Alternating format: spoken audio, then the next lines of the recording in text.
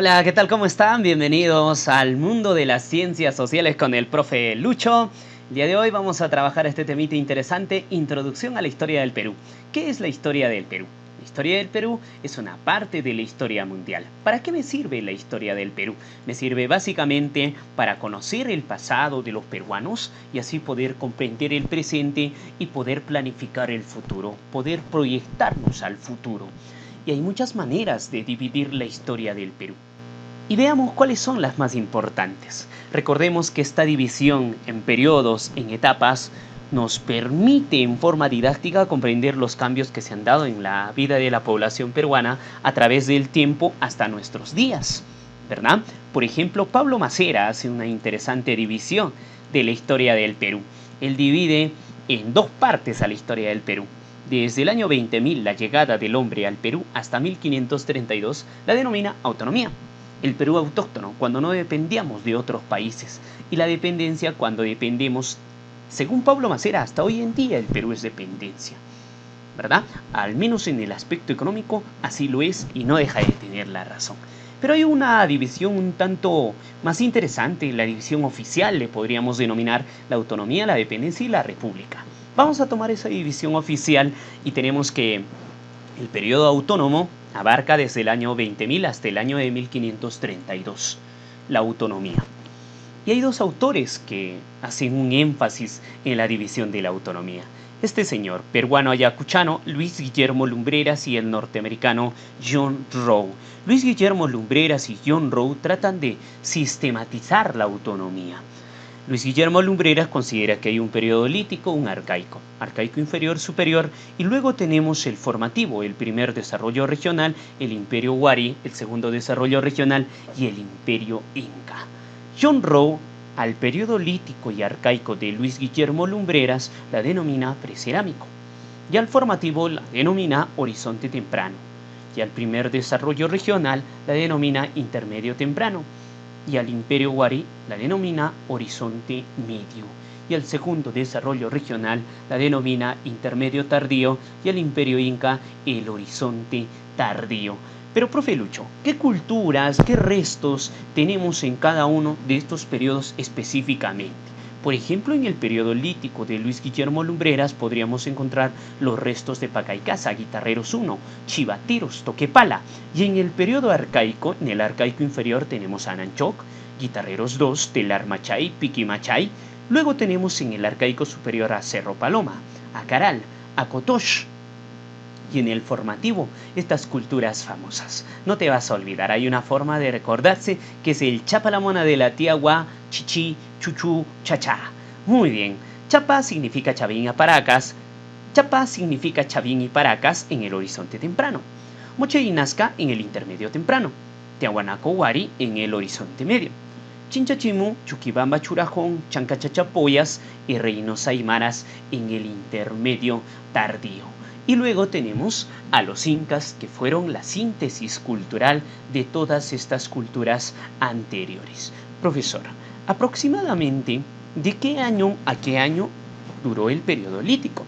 Tuvo una duración aproximadamente desde el 20.000 hasta 7.000 antes de Cristo. Y el periodo arcaico hasta el año 1800 antes de Cristo. Y el formativo hasta el año 100. Ya estamos hablando después de Cristo. Y el primer desarrollo regional o intermedio temprano hasta el año 700.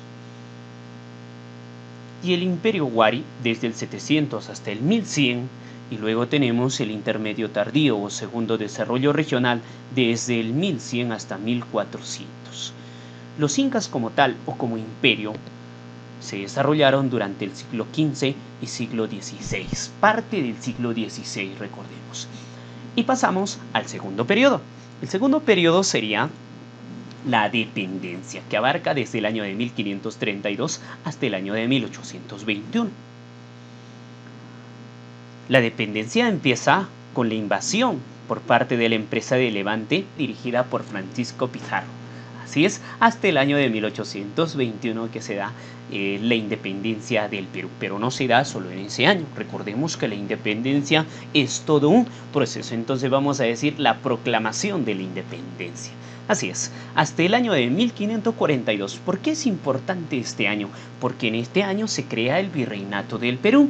¿Hasta qué año se da el Virreinato del Perú, profe Lucho? Aunque no creas, es hasta el año de 1824, donde se desarrollaron las batallas de Junín y Ayacucho.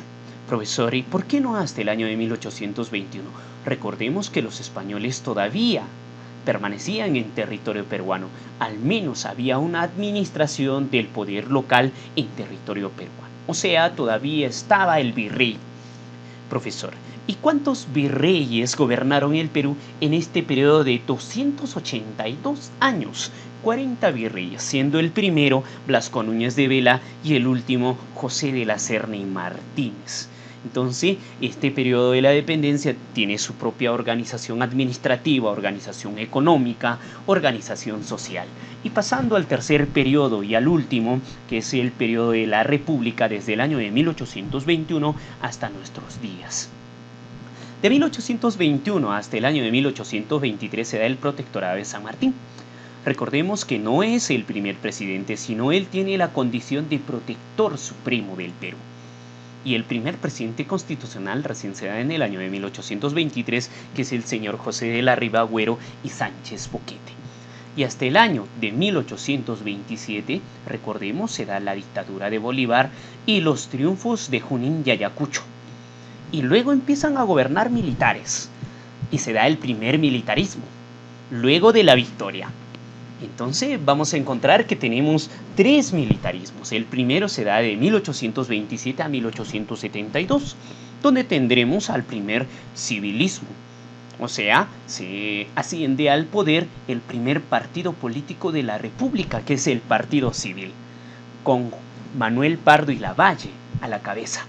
Hacemos un paréntesis, del 79 al 83 tenemos una etapa un tanto crítica, se podría decir, difícil para los peruanos, pero la tenemos que analizar, que es la Guerra del Pacífico, la Guerra del Guano y del Salitre, la Guerra de los 10 centavos. Del 83 hasta el año 99 tenemos el segundo militarismo, que surge luego de la derrota, y el primero surgió luego de la victoria. Luego tenemos el segundo civilismo o la república aristocrática, hasta el año de 1919, y luego tenemos a Leguía. Leguía ya no corresponde en su segundo gobierno a la república aristocrática porque supuestamente su forma de pensar había mejorado, se podría decir, tenía otro plan para nuestro país y él gobierna hasta el año de 1930. Y el datito, Leguía fue el presidente que más años gobernó en nuestro país. En la República Aristocrática gobernó 4 años y en el oncenio, su nombre lo dice, 11 años. ¿Cuántos suman? 15 años en total gobernó Leguía. Y del 30, luego de la crisis del 29, se da el tercer militarismo hasta el año 39. Luego del 39, los gobernantes se alternan entre demócratas y dictadores, hasta llegar al año 68.